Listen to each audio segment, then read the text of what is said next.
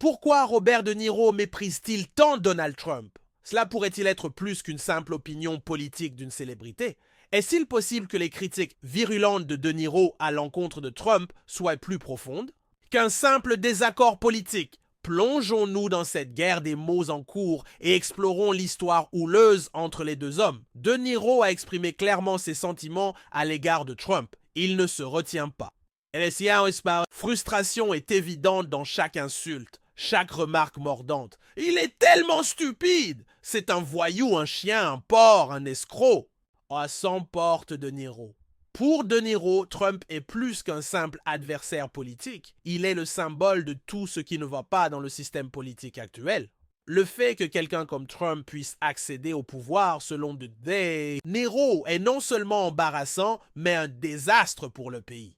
Il est clair que pour l'acteur, Trump représente un échec de leadership, l'aboutissement malheureux d'une société qui a permis à ce personnage d'acquérir une telle influence. Le dédain de l'acteur n'est pas nouveau. En 2011, alors que Trump était encore plus une star de télé-réalité qu'une personnalité politique, De Niro a commencé à dénoncer la façade de Trump. À une époque où l'image publique de Trump était soignée et largement incontestée, De Niro n'avait pas peur de dire ce qu'il pensait, qualifiant la personnalité publique de Trump de simple arnaque. C'est comme si De Niro avait vu à travers le plaquage doré de Trump bien avant les autres. En 2016, alors que la carrière politique de Trump prenait de l'ampleur, les insultes de Niro sont devenues encore plus pointues. Clairement, stupide, un porc, a-t-il déclaré. Il ne s'agissait pas de simples commentaires désinvoltes, mais d'une attaque verbale en règle. De Niro n'a pas mâché ses mots.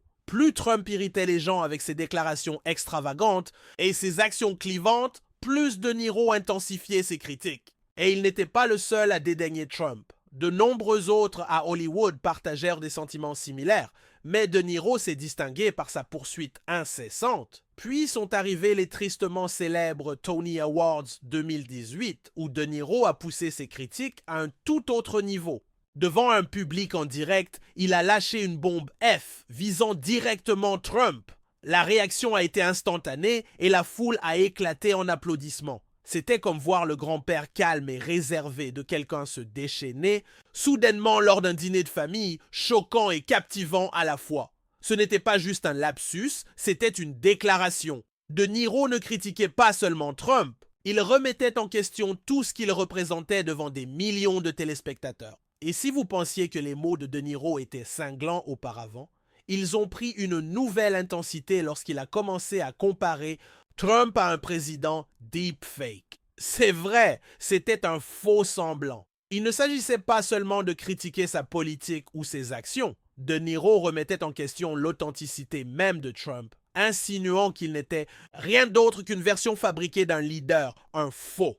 Cette comparaison avec le contenu généré par l'IA n'était pas seulement astucieuse. C'était une métaphore puissante qui parlait du sentiment croissant de malaise entourant la réalité de Trump en tant que personnage politique. Malgré ces mots durs, De Niro a également exprimé une certaine forme d'empathie pour la situation.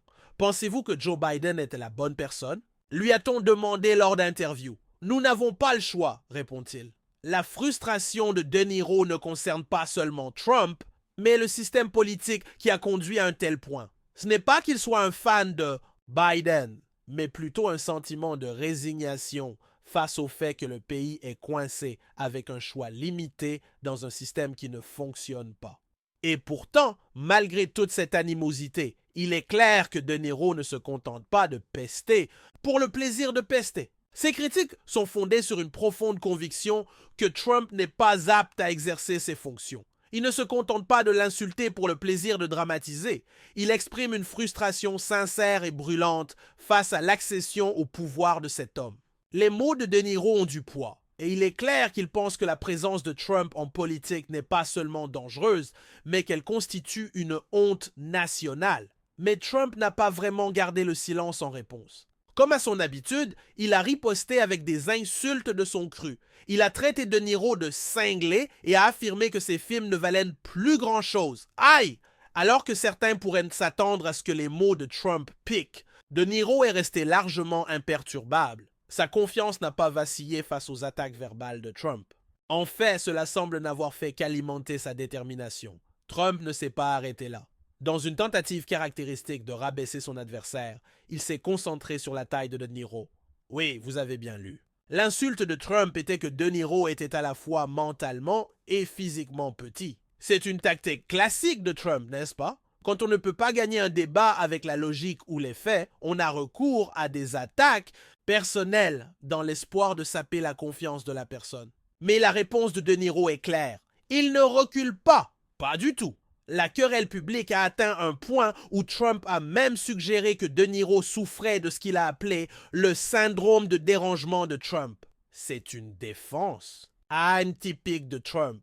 Quiconque le critique doit être mentalement instable. Il est plus facile de rejeter les préoccupations légitimes de quelqu'un en le qualifiant de fou que de réellement aborder les problèmes qu'il soulève. Mais De Niro n'y croit pas. Il n'est pas seulement un acteur hollywoodien qui donne des coups de poing depuis la ligne de touche, c'est quelqu'un qui a vécu des décennies de politique américaine et qui voit l'ascension de Trump comme un échec de leadership. Alors, qui remporte cette guerre des mots? D'un côté, vous avez De Niro, l'acteur au franc-parler qui n'a clairement pas peur de dire ce qu'il pense. De l'autre, vous avez Trump, qui est occupé par des problèmes juridiques et qui trouve encore le temps de lancer des insultes puériles. C'est presque comme regarder un match de boxe où un boxeur est occupé à préparer le prochain round, tandis que l'autre continue d'essayer de marquer des coups faciles sur Twitter. La triste vérité est que bien que cette querelle publique fasse la une des journaux et divertisse des millions de personnes,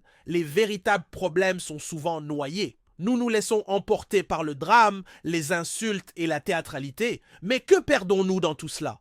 Un véritable changement politique, des discussions politiques importantes et les véritables luttes du peuple américain. C'est une diversion, un feuilleton politique qui nous tient en haleine, mais qui ne résout pas les problèmes les plus importants. Alors que nous assistons à cette bataille d'ego, il est important de se rappeler que le véritable combat ne se résume pas à des mots. Il s'agit de l'avenir du pays, de la direction qu'il prend et du type de leadership que nous méritons. Alors que De Niro et Trump continuent de s'affronter, n'oublions pas ce qui est en jeu.